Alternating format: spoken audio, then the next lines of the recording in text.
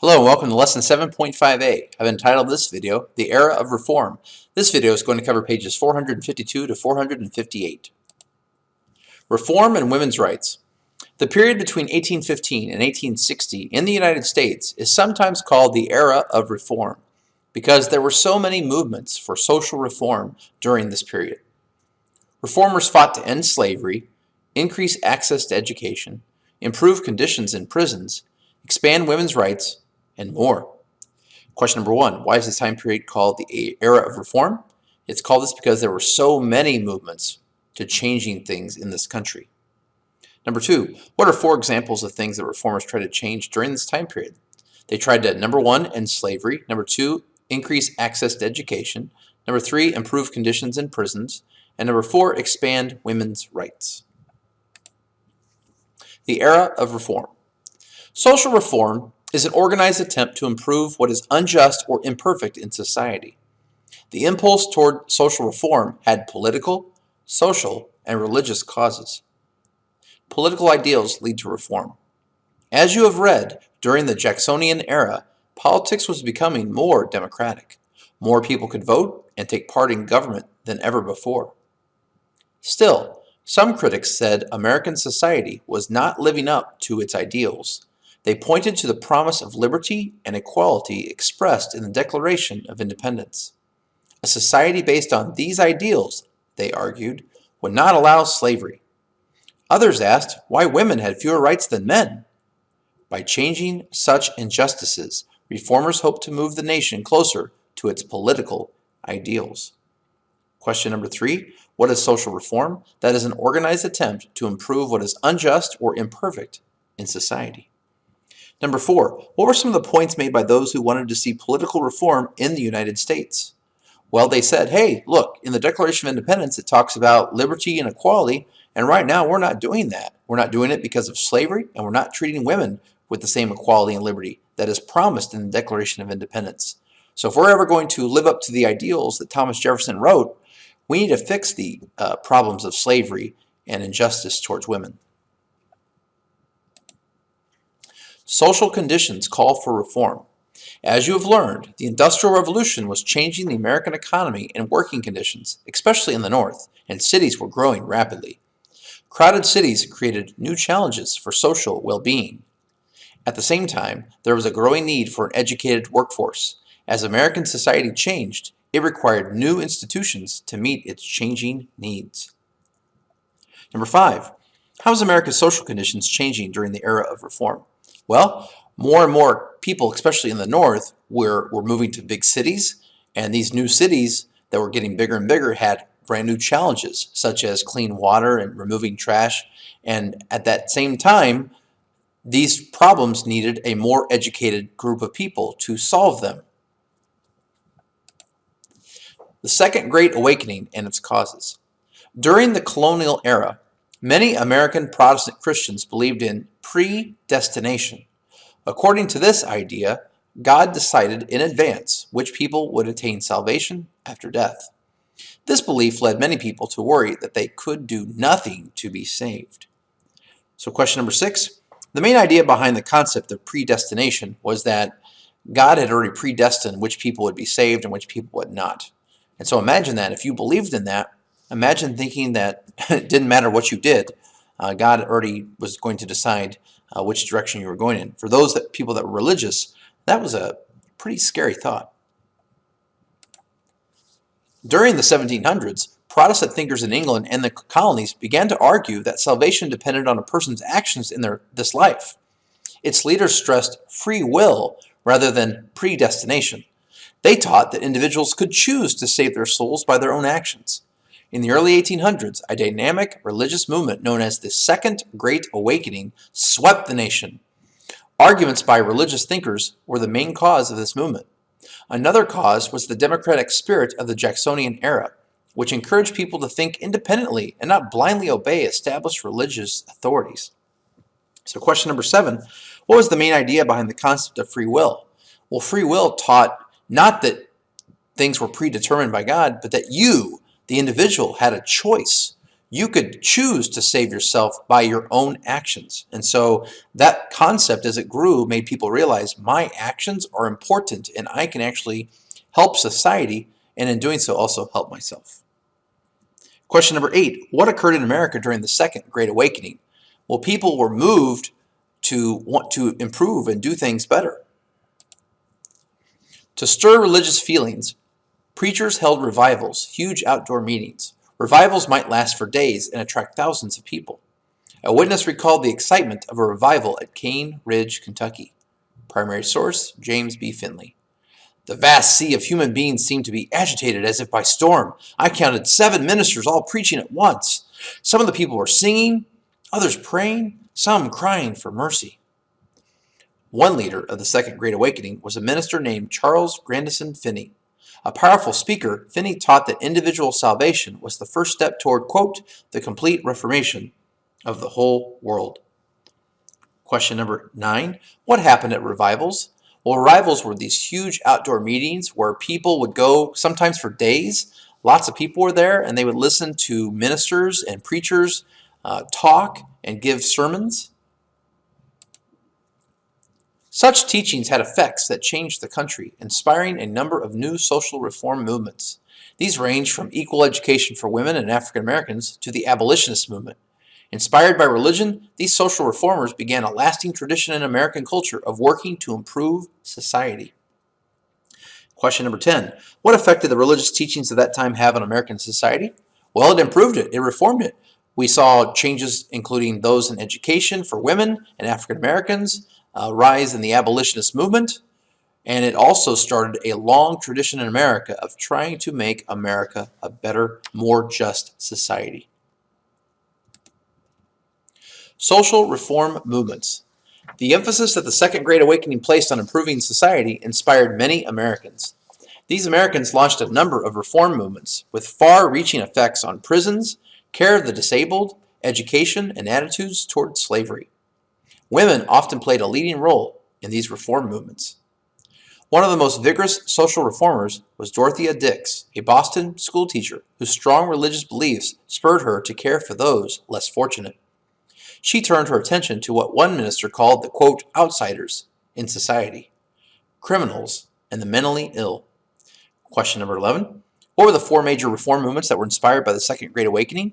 They were, number 1, reforming the prison system. Number 2, care for the disabled.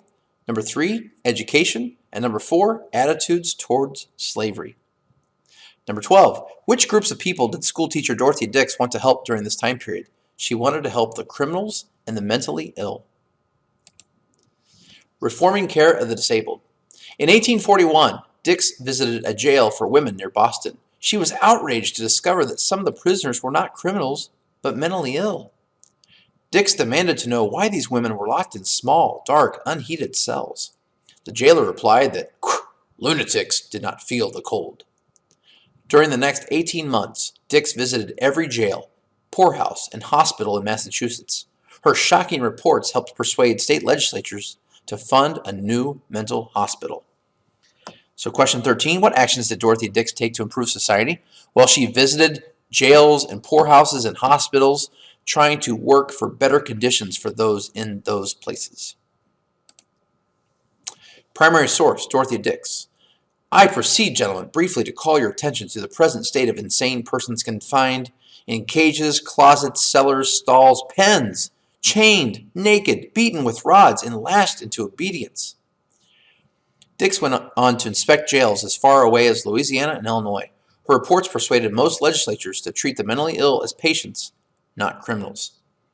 And so now we can act on number 14. What impact did Dorothea Dix have on American society? Well, she improved the conditions of the people in prisons and in the mental ill institutions. The impact of prison reform. Dix also joined a growing movement to improve conditions in prisons. Men, women, and children were often crammed together in cold, damp rooms. When food supplies were low, prisoners went hungry, unless they had money to buy meals from jailers. So question 15, prior to some of the prison reforms, what were conditions like in American prisons? They weren't good. They were often crammed together, the rooms were often cold and damp, and sometimes the prisoners didn't get food. especially if they didn't have any money. 5 out of 6 people in northern jails were debtors, or people who could not pay money they owed. While behind bars, debtors had no way to earn money to pay back their debts. As a result, many debtors remained in prison for years. Dix and others called for changes in the prison system. As a result, some states built prisons with only 1 or 2 inmates to a cell. Cruel punishments were banned, and people convicted of minor crimes received shorter sentences. Slowly, states stopped treating debtors as criminals. Question 16. What is a debtor? A debtor is someone who cannot pay money that they owe. 17. Why was it hard for a debtor to get out of jail? Well, you can't make money in jail, therefore they couldn't pay back their debts, so they kept in prison for longer periods of time than they should have been. Number 18. What were 4 prison reforms that were made during the era of reform? Number 1, they reduced the number of people in a cell to either 1 or 2. Number 2, cruel punishments were banned. Number 3, people convicted of minor crimes were given shorter sentences. And number 4, eventually states stopped treating debtors as criminals. The impact of the temperance movement. Alcohol abuse was widespread in the early 1800s. At political rallies, weddings, and funerals, men, women, and sometimes even children drank heavily. Men could buy whiskey in candy stores or barber shops. The temperance movement, a campaign against alcohol abuse, took shape in the late 1820s. Women often took a leading role in the battle. They knew that, quote, demon rum could lead to the physical abuse of wives and children and the breakup of families. Question number 19. What was a widespread problem in America in that time? Alcohol abuse. Number 20. What was the goal of the temperance movement? The goal was to end alcohol abuse, maybe by making alcohol illegal. 21. Why were women a big portion of those that fought against alcohol? Well, they knew that the alcohol was leading to the physical abuse of wives and children, and it was causing the breakup of families. As a teenager in Washington, D.C., Annie Bidwell took up the temperance cause. She continued to work for laws banning alcohol after she married and moved to California. Bidwell also actively promoted the causes of women's suffrage and conservation. Some temperance groups urged people to drink less. Others sought to end drinking altogether. They won a major victory in 1851 when Maine banned the sale of alcohol. 8 other states passed Maine laws. Most were later repealed, but the temperance crusade would gain new strength in the late 1800s. Question number 22. What did Maine laws do in America? They made alcohol illegal. They banned the sale of alcohol. What impact did reformers have on education? In colonial times, children's education started in the home. Some children also received an education through their church or were privately taught. In Puritan New England, education focused mainly on religion, with the aim of ensuring salvation. In other regions, church-based schools added reading and writing. Wealthier students often had private tutors or attended dame schools run by a local teacher, usually a woman, in her home. Now we can answer question 23. What was education like for children during colonial times? Well, if they did receive an education, it was most likely in the home. Some children also got an education through their church. Some were privately taught. In Puritan New England, the educational emphasis was on religion. And in other regions, churches did add reading and writing. If you belong to a wealthy family, you might be privately tutored, or you might attend dame schools, which takes us to the next question. What were dame schools? Dame schools were schools that were run by a local teacher, usually a woman, in her home. 25. What were the 4 R's that were taught in dame schools? The 4 R's were reading, writing, arithmetic, and religion. Of course, writing starts with a W normally, but if you pronounce it like a writing, then it's an R. And arithmetic, or math, could be shortened to arithmetic. To make it simpler, the 4 R's: reading, writing, arithmetic, religion. Several colonies and later states partly funded public grammar schools. The books used in these schools helped students gain reading skills, but they also had social and civic purposes. The Columbian Order, a book of orations or public speeches, was used in many schools. Its readings range from, quote, a dialogue on learning and usefulness, and, quote, the dignity of human nature, to, quote, President Washington's address to the people of the United States, and, quote, description of the first American Congress. The popular McGuffey readers also provided students with numerous moral lessons. So now we can answer question 26. What did students learn in grammar schools? Well, they learned valuable reading skills, but they also were given lessons in social and civic purposes. 27. What type of education did the McGuffey readers provide? They provided students with numerous moral lessons on top of learning how to read and write. Still, until the mid-1800s, few American children attended any school. In 1827, Massachusetts became the first state to require free community-supported public schools for all children. Teachers, however, were poorly trained and ill-paid. Imagine that. Students of all ages crowded together in a single room. Question number 28. What important educational law did Massachusetts pass in 1827? They became the first state to require free community-supported public schools for all children. And when they mean that is that the schools were paid for by the local people, usually in taxes. And question 29. What were some of the problems facing these early schools? Well, number one, the teachers were poorly trained, they weren't paid very well, and the students were crowded together, usually of all ages, and in one room. So imagine that. It'd be very difficult to learn in those conditions. As more men won the right to vote, reformers acted to improve education.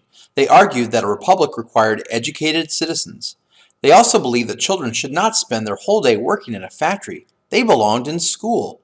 In 1836, Massachusetts passed a law that required child laborers under age 15 to attend school at least 3 months of the year. Other states followed. Some of them limited children to a 10-hour day in the factory. So question number 30. What were two main points that educational reformers made during this time period? Well, number one, they said, hey, in a republic where we vote, we need educated citizens. And number two, they said we should not have children all day in a factory. It's wrong. They need to be in school getting an education. Number 31, what important educational law did Massachusetts pass in 1836? They said that child laborers under age 15 must attend school at least 3 months of the year. So they required school for a certain percentage of the time. That was a big deal. Education reform gives rise to public schools. Horace Mann became head of the Massachusetts Board of Education in 1837. A Unitarian inspired by the Second Great Awakening, Mann believed that education would help citizens become better Christians. He hounded legislators to provide more funding for education. Under his leadership, Massachusetts built new schools, sorted children into grades by age, extended the school year, and raised teachers' pay. Woohoo! The state also opened 3 colleges to train teachers. 32. What are some ways that Horace Mann helped improve the educational system? Well, he hounded legislatures to get more money. There's something that teachers are known for, trying to demand for more money. Secondly, they built more schools. 3. They sorted children into grades by age. Next, they extended the school year. They raised teachers' pay. Woohoo! And they opened colleges to train teachers so that teachers could be better equipped to provide the needs of their students. Other states followed the lead of Massachusetts. By the 1850s, most northern states had set up free, tax-supported elementary schools. Schools in the South improved more slowly. In both the North and the South, schooling usually ended in the 8th grade. There were few public high schools. Now we can answer question 33. By the 1850s, how was the northern educational system different than it had been at the start of the 1800s? Well, by that point in the 1850s, there were elementary schools that were free and they were supported by taxpayers. Question 34. What age did most students stop going to school during the 1850s? At the end of 8th grade. Expanding education for African Americans. In most areas, African Americans had little chance to attend school. A few cities, like Boston and New York, set up separate schools for black students. However, these schools received less money than schools for white students did. In the North, African American men and women often opened their own schools to educate their children. Some attempts to educate African Americans met with hostility. In the 1830s, Prudence Crandall, a Connecticut Quaker, pictured at the top here, began a school for African American girls. Crandall continued to teach even as rocks smashed through the window. Finally, a mob broke in one night and destroyed the school. Despite such obstacles, some African Americans went on to attend private colleges such as Middlebury, Dartmouth, and Oberlin. The first African American known to have earned a college degree was Alexander Lucius Twilight, pictured here, who graduated from Middlebury College in Vermont in 1823. The first institute of higher learning for African Americans, the Institute for Colored Youth, was founded in Pennsylvania in 1837. It was later followed by Lincoln University, also in Pennsylvania in 1854, and Wilberforce University in Ohio in 1856. Question 35. What were some obstacles that African Americans faced when trying to receive a quality education? Well, first of all, they had little chances to attend school in many cities, and even in the cities like Boston and New York that set up schools, they were separate schools that received less money than the schools for whites. And then they also faced sometimes violence. People did not like African Americans getting an education in some cases, and so you had these mobs that would sometimes use mob violence to destroy the school. Reforms for people with disabilities. Some reformers improved education for people with disabilities. In 1817, a Christian evangelical, Thomas Gallaudet, set up a school for the deaf in Hartford, Connecticut. Now in Washington, D.C., Gallaudet University is the world's only college that is free of barriers for deaf and hard of hearing students. 36. How did Thomas Gallaudet improve America's educational system? He set up a place for the deaf so they could learn as well. Physician Samuel Gridley Howe founded the first American school for the blind in 1832. Howe was active in many reform movements spurred by the Second Great Awakening, working for improvements in public schools, prisons, and treatment of the disabled. Howe used a system of raised letters to enable students to read with their fingers. One of Howe's pupils, Laura Bridgman, was the first deaf and blind student to receive a formal education. 37. How did Samuel Gridley Howe improve America's educational system? He created the first school for the blind in 1832.